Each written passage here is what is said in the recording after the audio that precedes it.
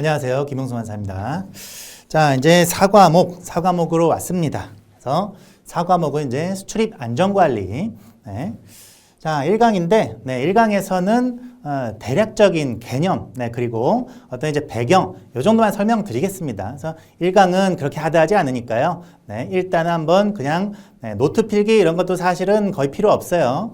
그냥 들으시기만 하면 됩니다.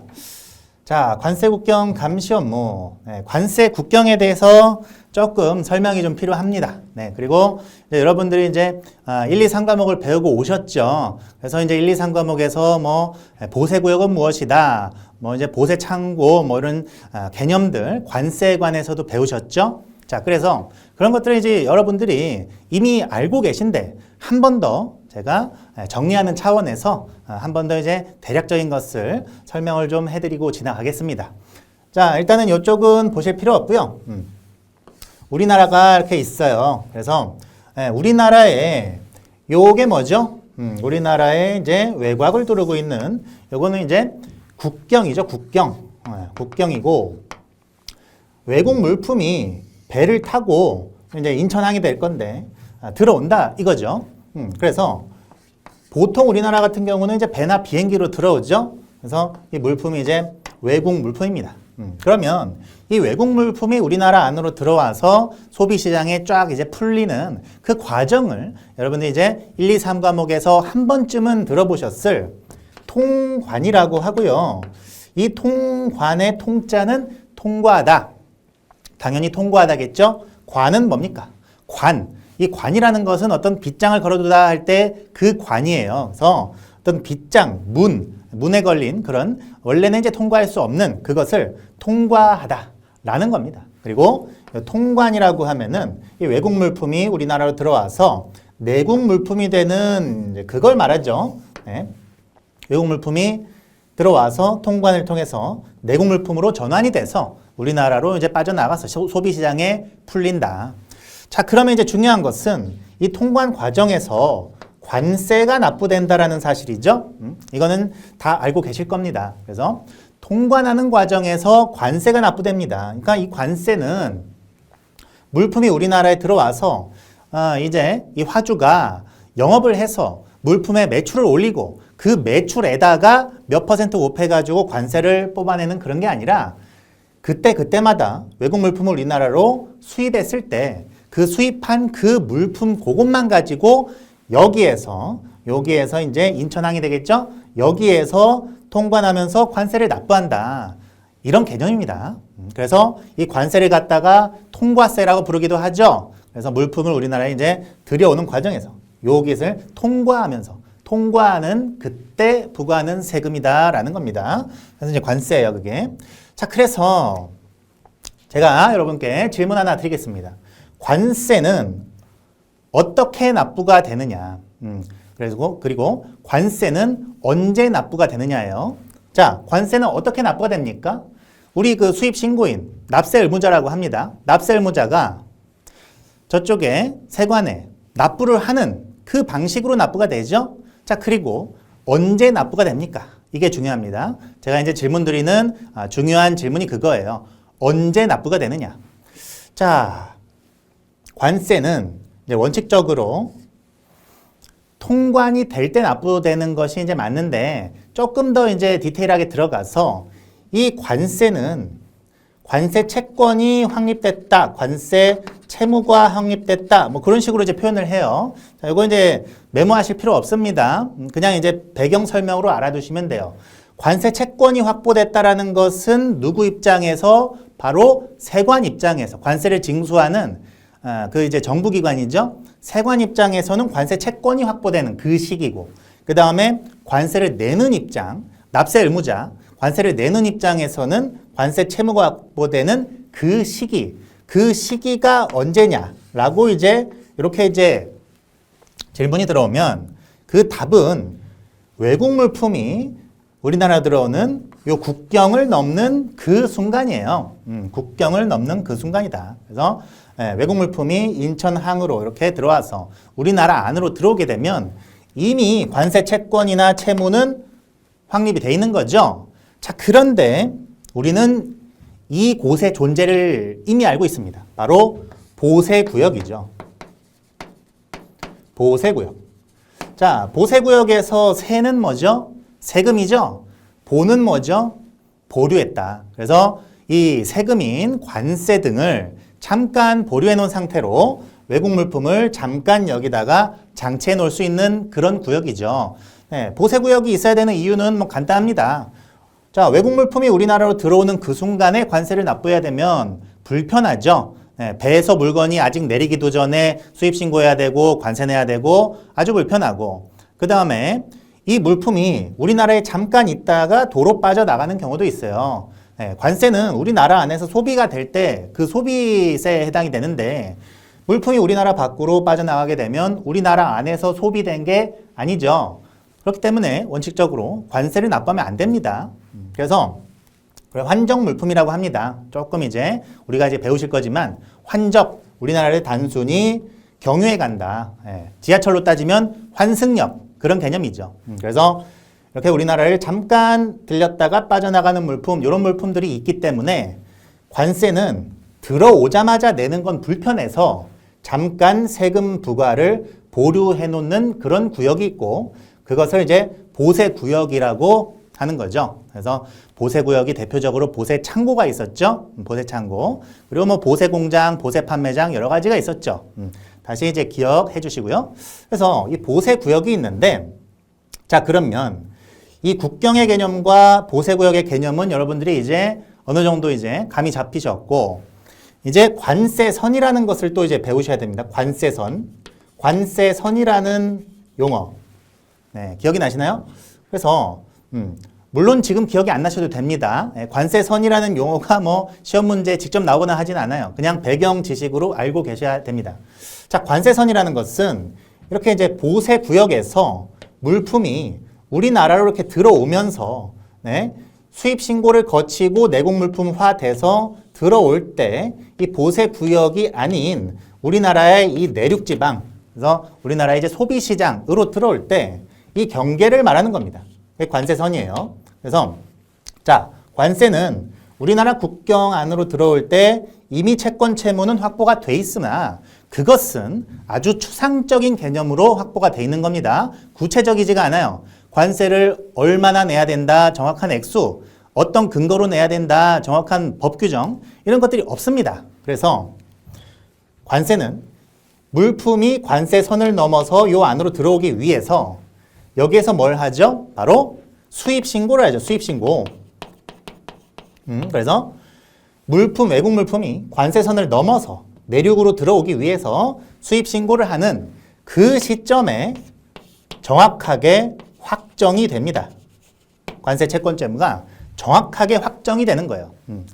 자, 그러니까 다시 정리하면 관세는 국경을 넘어서 우리나라로 들어올 때 채권 채무는 정부 입장에선 채권, 내야 되는 입장에선 채무, 그것이 추상적으로는 확정이 되지만은 이것이 수입 신고를 통해서 정확하게 확정이 되고요.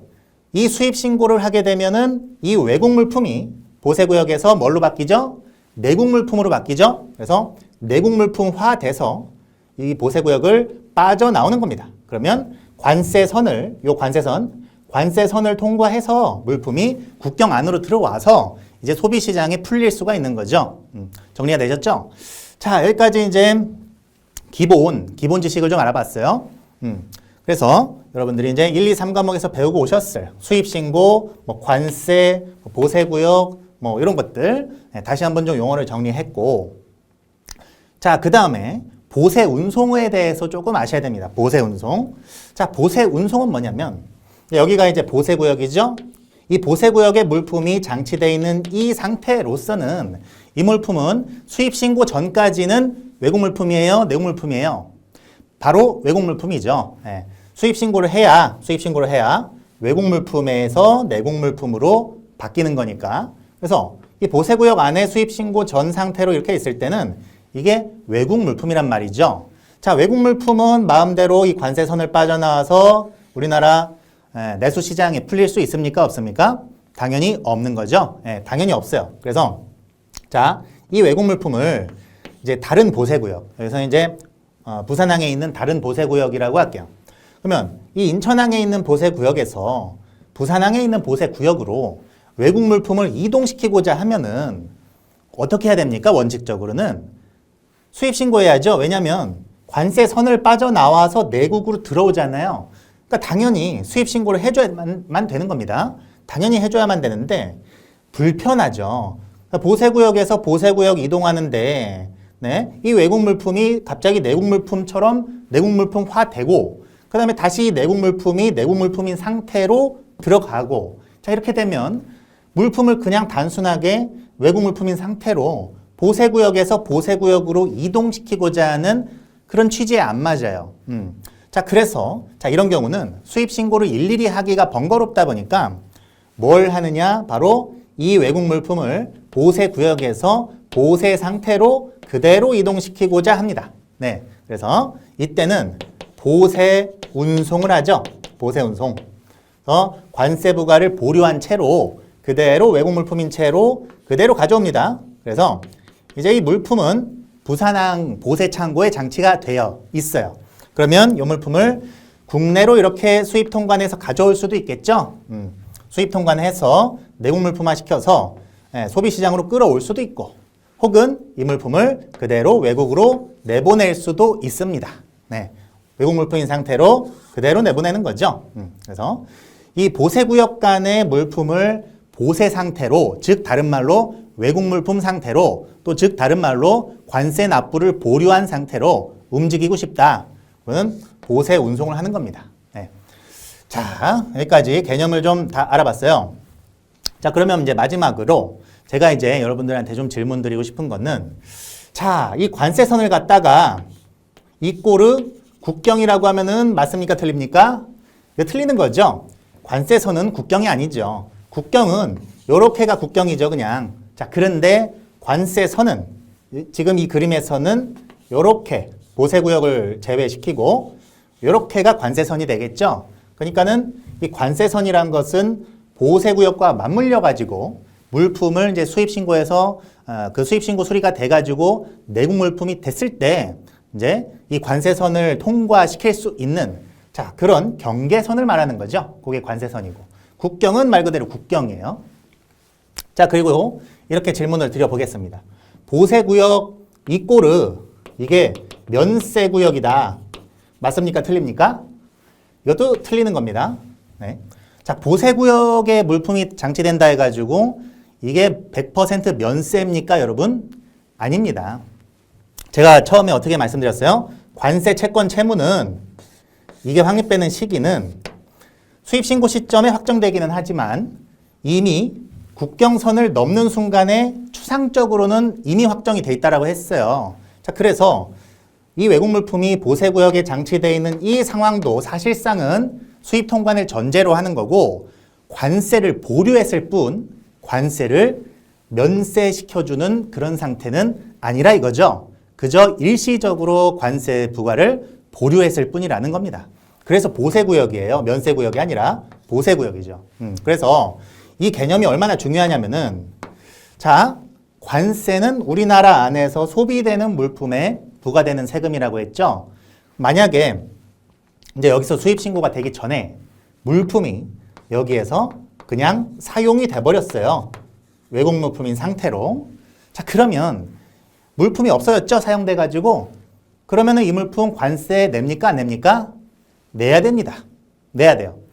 비록 수입 신고 전이라서 아직 관세 채권 채무가 정확하게 확정되진 않았더라도 이미 우리나라 국경을 넘어가지고 이 안으로 들어와 있는 이상 이 안에서 사용돼 버리면 관세를 내야 되는 겁니다. 그런 개념이죠. 자, 그래서 이제 수입 신고 없이 그냥 사용돼 버렸죠. 자, 이런 경우에는 세관이 관세를 어떻게든 추징을 해요. 그래서 어떻게든 세액 뽑아가지고 관세 내라고 이렇게 독촉을 합니다. 그래서 여러분들은 보세구역은 무조건 관세 안 내는 구역 이게 아니고 그냥 관세를 보류해놨다. 요 정도로 개념을 가져가시면 됩니다. 자, 그러면 이제 PPT를 보세요. 자, 우리가 배울 거는 관세 국경감시제도에서의 이제 관세 국경 감시 업무의 개요와 운송 수단 관리 뭐 관리 대상 화물 관리, 보세 운송업자 등록, 대테러 관련 업무까지 쭉 배우시게 되는데 어려운 단어는 없어요. 그래서 관세 국경 감시 업무, 이제 관세는 뭐다, 국경은 뭐다 말씀드렸고, 그 다음에 운송수단.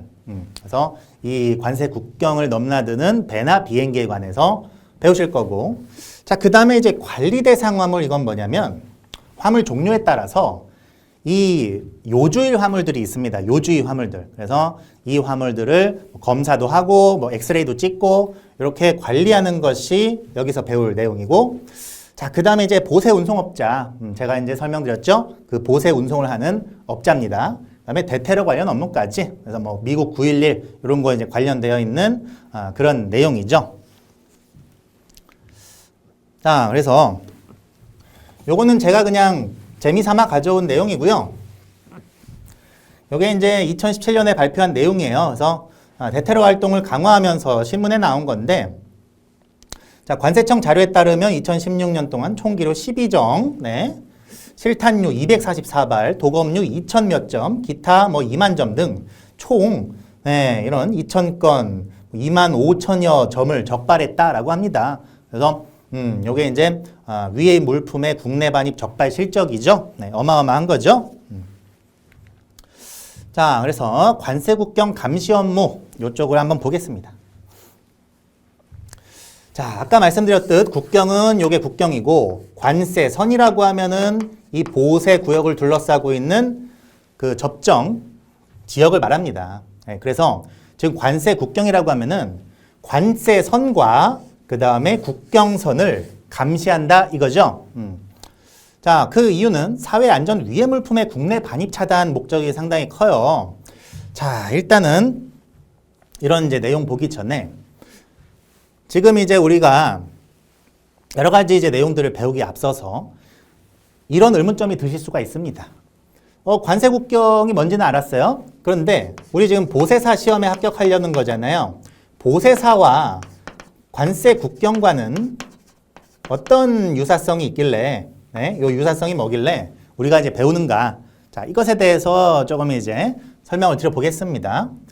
자, 보세사는 이제 주로 보세 창고에서 그 물품을 이제 관리해주고, 네, 여러 가지 업무를 하는 사람이죠. 근데 이제 보세사가 관세 국경이랑 무슨 관계가 있을까요? 자, 첫 번째는 이 보세사는 보세 구역의 상주예요. 거의 이제 업무를 하면은 보세 구역에 상주한다는 거죠. 그래서 지금 우리는 관세 국경을 이렇게 국경과 관세선을 아우르면서 이렇게 감시 업무를 하려고 하는데, 보세 구역에 상주하는 보세사기 때문에 네, 이 이제 중요성이 커지는 겁니다. 만약에 보세사가 이런 장소에 거주를 안 하고요, 그 상주를 안 하고 서울 뭐 네, 요 안쪽에 뭐 대전 이런 쪽에 상주하게 되면은 이거는 뭐 이제 감시 업무랑 거의 네, 유사성이 없는 건데, 이 보세사가 상주해서 근무하는 장소가 거의 이런 이제 보세 구역이란 말이죠. 네, 인천항, 부산항, 뭐 공항 뭐 이런 지역. 그래서 네, 그것 때문에 아주 관련이 있습니다. 그리고 이 보세사는 세관에 이러한 감시에 협조해야 돼요. 네, 그러면서 자, 보세사가 직접 뭐 총을 차고서 뭐 돌아다니면서 이 뭐 밀수범 때려잡고 이건 아니에요. 그건 세관 직원들이 합니다. 그런데 이 세관에서 협조를 구할 때 가장 협조를 이제 원하고 가장 잘 협조해 줄 수 있는 사람이 보세사다 이거예요. 그래서 보세사가 우리 보세사 시험에서 우리 사과목이 있는 거예요. 자, 하나만 이제 예를 들어서 극단적인 예시를 들면은 마약 밀수를 생각하면 됩니다. 마약 밀수. 그래서 자, 이 마약이 뭐 이제 항공기 부은품에 막 섞여 들어오고 이런다고 해요. 그래서 항공기 부은품, 외국 물품이 딱 들어와서 어디 장치되겠습니까? 보세 창고에 장치가 되겠죠? 그러면 이 보세 창고에 장치되어 있는 이 물품을 세관 공무원들이 네, 감시하려고 합니다. 감시하려고 할 때 이 보세 창고에 상주하면서 보세 창고의 이모저모, 보세 창고의 하나부터 10가지를 다 아는 사람 누구죠? 보세사죠. 보세사. 그래서 세관의 이런 감시 업무에 가장 많은 도움을 주고 협조할 수 있는 게 여러분들 보세사라는 겁니다. 그래서 이런 마약 밀수 이런 이제 상황이 있을 때 보세사가 딱 봤더니 이 화물 약간 이상하다라고 하면은 세관에 협조해서 이걸 이제 검사할 수 있도록 자 이렇게 이제 협조를 하는 거죠. 네, 자 이런 이제 실무상의 어떤 유대 관계가 있기 때문에 우리는 보세사 시험에서 이걸 배운다 이거죠. 자 그러면 한번 알아봅시다. 대테러 전담팀, 뭐 정보 수집, 세관별 대테러 대응팀 이런 것들이 있어요. 네, 이거는 이제 세관에서 하는 겁니다. 보세사가 하는 건 아니에요. 세관에서 이런 걸 한다. 그리고 컨테이너 검색기의 어떤 추가 배치, 컨테이너 검색기 이제 사진으로 보실 건데 그걸 추가 배치하기도 하고 지능형 CCTV, 그래서 CCTV가 막 돌아가면서 막 비추고 이런 거 첨단 감시 장비 활용. 그다음에 광역 기동 감시반. 자 이거 옛날에 유치한 시험으로 이 광역 기동 감시반이 아니라 뭐 광역 기동이 아니라 그 반대말 광역 뭐 고정 감시반 이렇게 시험 문제가 나왔어요. 네, 틀리는 거죠. 기동 감시, 기동 감시. 그래서 차 타고 페트롤 돌아다닌다 이런 겁니다. 자, 그 다음에 부두 출입자 단속, 뭐 경찰청과 이런 총기류 단속 정보의 교환, 특성화물, 우편물에 대한 전량 엑스레이 검색을 실시한다. 그래서 자 이런 거예요. 컨테이너 검색기, 요 컨테이너체로 쭉 요 안에 들어가면요, 요 안에 이제 엑스레이가 있습니다. 그래서 컨테이너를 풀 컨테이너 요거 까지 않더라도 그대로 이제 통과를 시키면서 컨테이너 검색을 합니다. 그 다음에 특성물품 엑스레이 판독기, 이것도 마찬가지죠. 특성물품들을 쭉 이제 통과를 시키면서 요 안에 엑스레이 판독을 하는 거죠. 자, 요거는 이제 폭발물 탐지견인데 세관에서 이 경공들을 이제 기르고 훈련을 시키고 그러죠. 근데 이제 이 폭발물 탐지견, 뭐 마약 탐지견 이런 이제 강아지들이 실제로 성능은 그렇게 좋지 않다라고 합니다. 저도 이제 들은 얘기인데 거의 뭐 적발한 그 실적이 거의 없다 그래요. 왜냐면 뭐 마약을 밀수한다고 하면은 다 냄새 안 나게 다 비닐에 싸서 밀수를 하고 이러기 때문에 그러나 왜 아직까지도 운용을 하느냐? 이 마약 탐지견들이 이런 관광객들, 일반적인 대중들한테는 아주 크게 이 상징적으로 다가오죠. 그래서 저게 있기 때문에 혹시라도 내가 마약을 밀수하면 걸리겠구나. 이런 어떤 상징적인 게 있어서 그대로 운영을 하고 있다고 합니다. 자, 관세국경 감시 업무의 개념. 그래서 자, 관세선 전방위에서 이런 행정 목적 달성을 위해 수출입 화물, 운송 수단, 출입자, 여행자들이 지정된 이제 관세 통로를 통해 이동하는지 관리하고 불법 반출입을 차단하기 위한 감시 행정이더라. 어려운 말은 없습니다. 그냥 그렇구나 하고 읽고 지나가면 되고요. 자, 항만 감시 분야, 그 인천항이나 이제 부산항이나 이제 어두워지면 굉장히 이렇게 이제 위험하죠. 자, 그 다음에 입항 전에는 적재 화물 목록, 그 배에서 실은 적재 화물에 대한 리스트가 있어요. 그걸 제축하고 분석하고 세관 감시정은 뭐냐면 이건 정은 이제 배를 뜻합니다. 배. 그래서 세관 공무원들이 배를 타고 쭉 페트롤을 하면서 감시를 하는 거죠. 그다음에 입항은 입항 수속, 부두 감시 초소 이런 것들을 입항 시에는 감시를 하고, 그다음에 하역 적재, 하역이라 하면 물품을 내리고 싣는 거 모두를 통칭을 합니다. 하역. 그 하자가 아래 하자가 아니라 물품 하자예요. 그래서 물품에 관한 역, 어떤 일이다. 그래서 오르고 내리고 모두를 통칭을 합니다. 그게 하역이고요. 적재는 그냥 싣는 거죠. 그래서 영상 기동 감시를 하거나 주 감시소의 정보를 분석하거나 무적 컨테이너. 자, 무적 컨테이너가 뭐 아이언맨 수트 입은 것처럼 완전 무적. 이게 아니고 무적 컨테이너는 적하가 없는 빈 공 컨테이너란 얘기예요. 그래서 왜 공 컨테이너를 감시해야 되냐? 공 컨테이너는 일반적인 상황에서의 그런 컨테이너가 아니죠. 공 컨테이너 속에 살짝 이렇게 마약을 약간 숨겨 놓는다거나 이럴 수가 있어요. 그러니까 공 컨테이너는 화물이 실려 있는 컨테이너가 아니다 보니까 이 세관 감시에서 약간 소홀해질 수도 있고, 이 공 컨테이너 같은 경우에는 그 세계를 왔다 갔다 하지 않습니까? 나라와 나라 간을 아주 왔다 갔다 하는 그런 컨테이너다 보니까 이 무적 컨테이너, 공 컨테이너 안에 뭐가 있을지 몰라요. 거기에 아주 숨겨놓기 딱 좋다 이거죠. 그래서 감시합니다. 자, 출항, 총기류 등 봉인을 확인하고 선용품, 선박용품이죠. 적재를 확인한다. 그런 겁니다.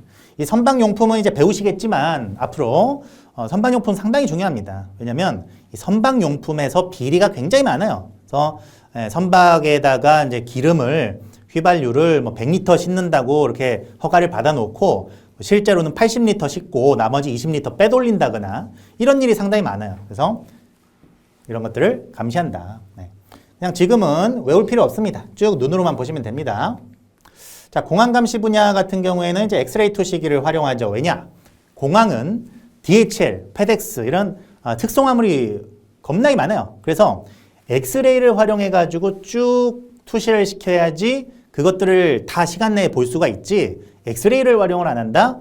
이 공항 화물들은 거의 감시가 불가능합니다. 그래서 엑스레이 투시기를 활용하고 여행자 정보도 이제 사전에 확인하는 그런 제도들이 있습니다.